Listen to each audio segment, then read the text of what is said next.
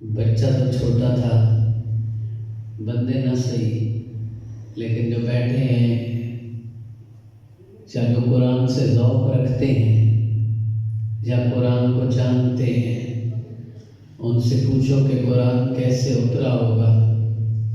پڑھنے والے کو مالک نے اتنے درد سے نوازا ہے، قرآن سے اتنی محبت سے نوازا ہے، یوں محسوس ہوتا ہے جیسے قرآن سینوں میں نہ ویسے اتر رہا ہے۔ اللہ کریم اس بچے کے سوز و گداز میں مزید برکت نصیب فرمائے۔ ذی وقار سامعین، میں اور آپ آج حاجی ظفر صاحب، آپ کے لخت جگر عبد الرحمن، جس نے اللہ کے پاک کلام کو اپنے سینے میں بسایا ہے، اس خوشی کی تقریب میں یہاں پہ حاضر ہے۔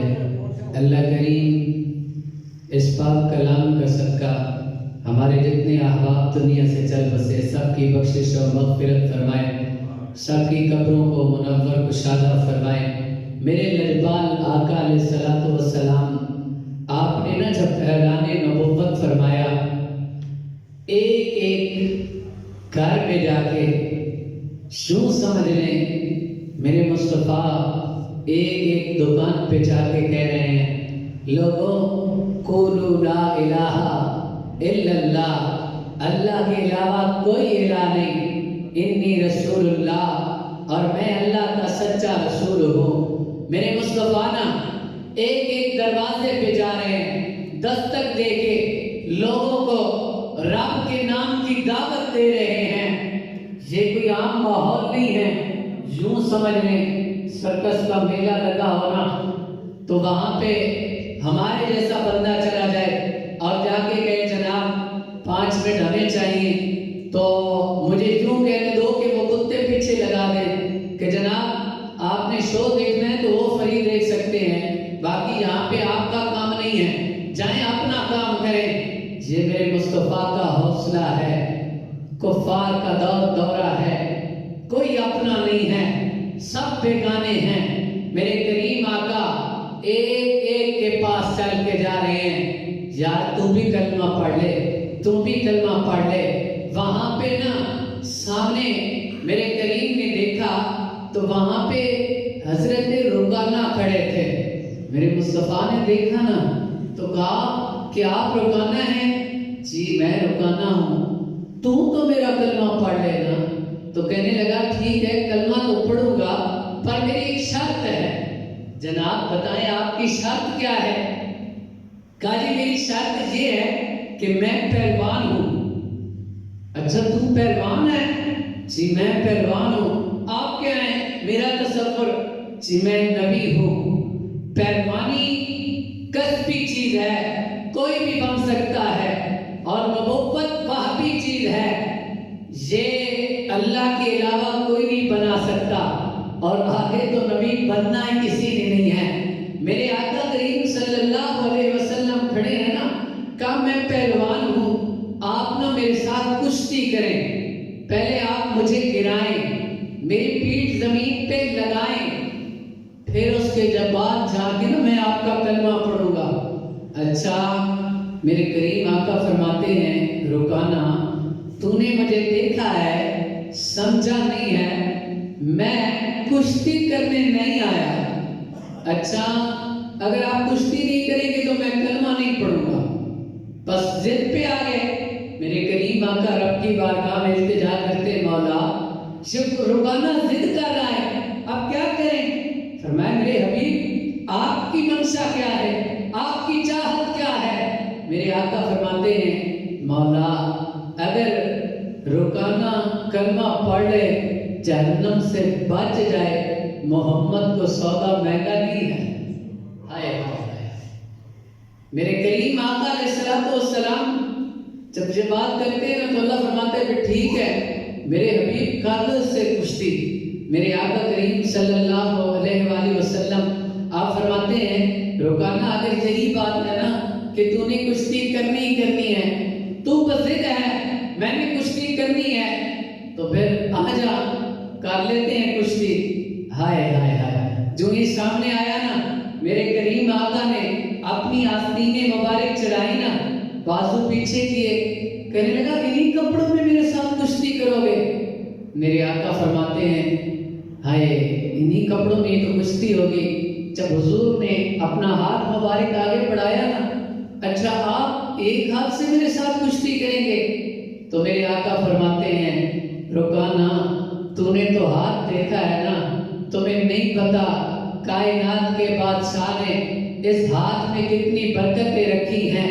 اگر یہ بات پوچھنا چاہتا ہے نا تو آسمان کے چاند سے پوچھ، جدھر پورا ہاتھ نہیں انگلی اٹھتی ہے تو اس کا سینہ چر جاتا ہے۔ اور رکانا، اگر اس ہاتھ کی اہمیت پوچھنی ہے نا تو پھر حضرت عمر سے جا کے پوچھ، جس عمر کے سینے پہ میرے کریم کا ہاتھ مبارک جاتا ہے، نہ جانے وہ کیسا منظر ہوگا۔ میرے کریم نے پوچھا نا، اوے عمر تو میرے ساتھ پیار کرتا ہے؟ جی آقا پیار کرتا ہوں۔ کتنا پیار کرتا ہے؟ مدینے کے تاجدار، آپ مجھے اپنے مال سے زیادہ پیارے ہیں، آپ مجھے اولاد سے زیادہ پیارے ہیں، کائنات کی ہر چیز سے زیادہ پیارے ہیں، پر آقا مجھے اپنی جان زیادہ پیاری ہے۔ میرے کریم نے فرمایا لا یؤمن احدکم حتی اکون احب الیہ من والدہ وولدہ والناس اجمعین۔ میرے کریم آقا فرماتے ہیں عمر، اس وقت تک بندہ مومن نہیں ہو سکتا جب تک کہ اپنی جان، مال، اولاد سب سے زیادہ محمد سے پیار نہ کر لے، اس وقت تک بندہ مومن ہی نہیں ہو سکتا۔ میرے کریم آقا علیہ السلام نے نا اپنا دستے مبارک، اپنا ہاتھ مبارک حضرت عمر کے سینے پہ رکھا نا، فرمایا عمر آپ بول، کہا میرے پال آقا رب کعبہ کی قسم آپ مجھے اپنی جان سے بھی زیادہ پیارے ہیں۔ رکانا، اس ہاتھ کی قیمت پوچھنی ہے تو پھر حضرت عمر سے پوچھ، اس ہاتھ کی قیمت پوچھنی ہے تو پھر اس کافر سے پوچھ جس نے نا اپنی مٹھی میں بند کنکر کہتا ہے میری مٹھی میں کیا ہے؟ میرے کریم فرماتے ہیں اوے میں بتاؤں تیری مٹھی میں کیا ہے یا تیری مٹھی میں چیز بتائے؟ کہا جی اس سے زیادہ کیا ہو سکتا ہے، اگر چیز بتا دے۔ میرے کریم نے نا ایسے انگلی کا اشارہ کیا نا تو ابو جہل کی مٹھی میں بند کنکر بھی میرے مصطفیٰ کا کلمہ پڑھنا شروع کر دے۔ رکانا، یہ بات پوچھنی ہے تو پھر ان کنکروں سے پوچھنی ہے تو عمر سے پوچھ کہ مالک نے اس ہاتھ کے اندر کتنی رحمتیں، کتنی برکتیں رکھ کے بھیجی ہیں۔ اگر تجھے یقین نہیں آتا نا تو پھر آ جا، توجہ کرنا۔ حضرت رکانا آگے بڑھے نا، میرے کریم آقا نے نا اشارہ فرمایا، رکانا صاف گر جاتا ہے۔ چوں ہی گرتا ہے نا تو کپڑے جھاڑ کے نا صاف کر کے نا کھڑے ہو کے ہنس کے کہتا ہے وہ نا مجھے داؤ لا کے آیا ہے۔ ہائے ہائے ہائے ہائے، میرے آقا کریم فرماتے ہیں رکانا جھوٹ نہ بول، محمد دا لگانے نہیں آیا۔ میں نے دا تو ماں کی گود میں نہیں لگایا۔ میری ماں حلیمہ کہتی ہے اے میرے بیٹے محمد، ایک طرف سے میں نے دودھ پیا نا ماں کا، دوسری طرف سے پلانے لگی، کہا کہ اماں ادھر میرا نہیں میرے تجھے بھائی کا حق ہے۔ رکانا، میں نے کہا تو ماں کی گود میں نہیں لگایا۔ اچھا، میرے کریم آقا فرماتے ہیں نا اگر تمہیں یقین نہیں آیا نا تو نبوت ابھی گرم ہے، پھر آ جا۔ ہائے ہائے ہائے، پھر آگے بڑھا نا، میرے کریم نے پھر اشارہ کیا، رکانا پھر گر جاتا ہے۔ تیسری بار پھر آگے آ گیا، میرے مصطفیٰ نے اشارہ پھر فرمایا نا، پھر گر گیا، اب اٹھا نہیں، کہا حضور مجھے خود اٹھائیے۔ میرے کریم نے نا بازو پکڑا، اٹھایا اور اس نے نا میرے کریم کا کلمہ پڑھ لیا۔ میرے کریم کا تو انداز ہی اتنا خوبصورت تھا، میرے لجپال کا تو معاملہ ہی اتنا اعلیٰ تھا کہ لوگ دیکھ کے کلمہ پڑھتے جا رہے ہیں۔ میرے آقا کریم صلی اللہ علیہ وسلم کا ایک غلام دیہات کا رہنے والا ہے،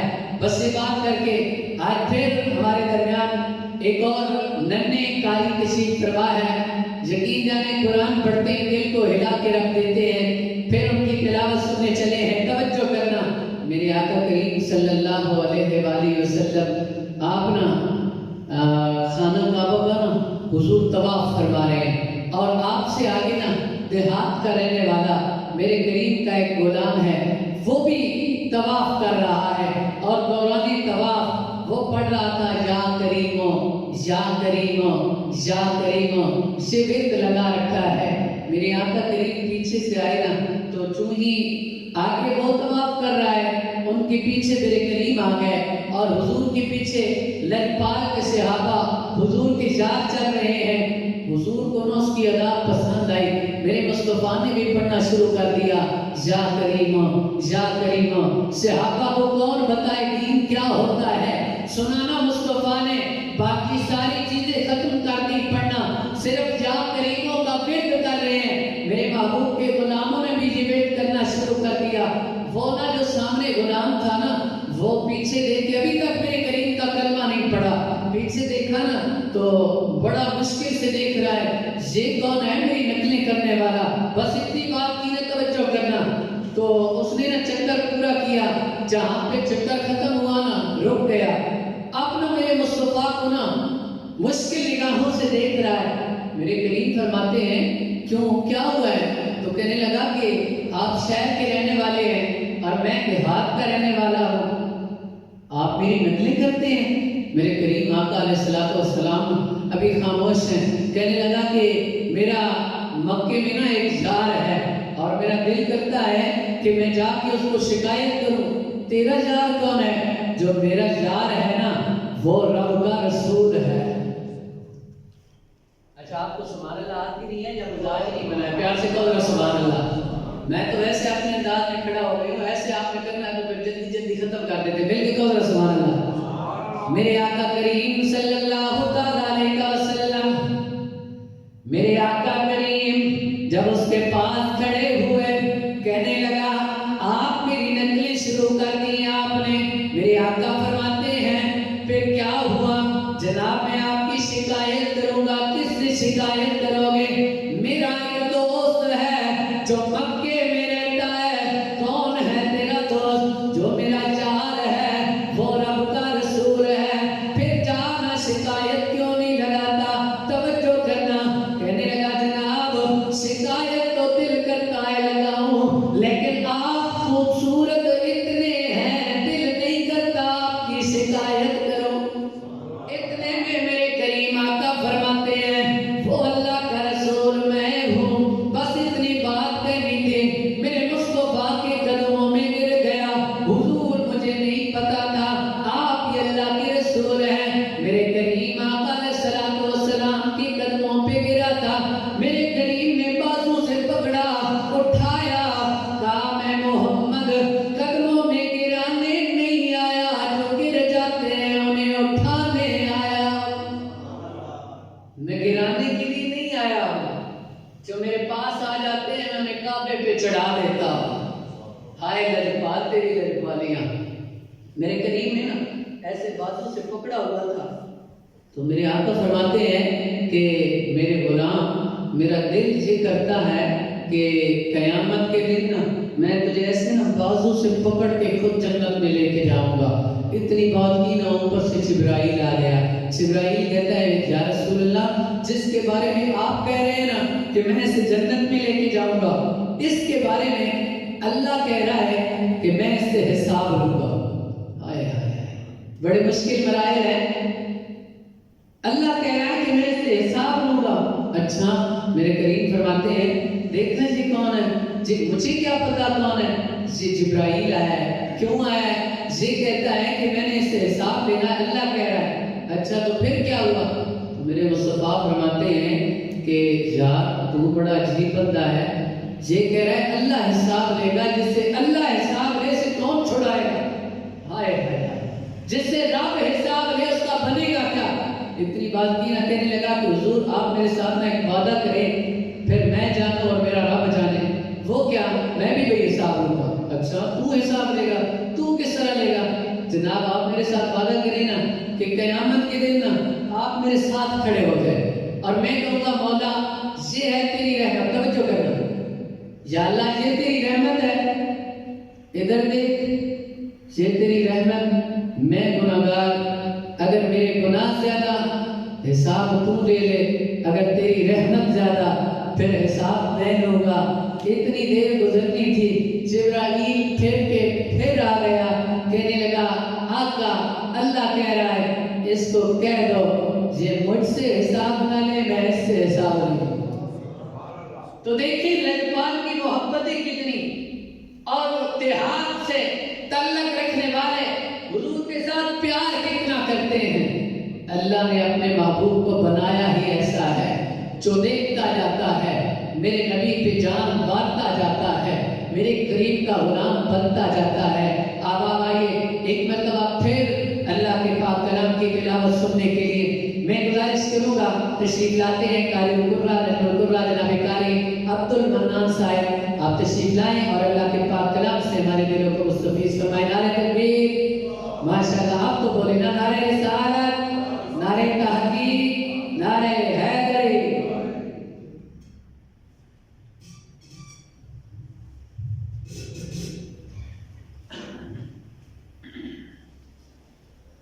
أعوذ بالله من الشيطان الرجيم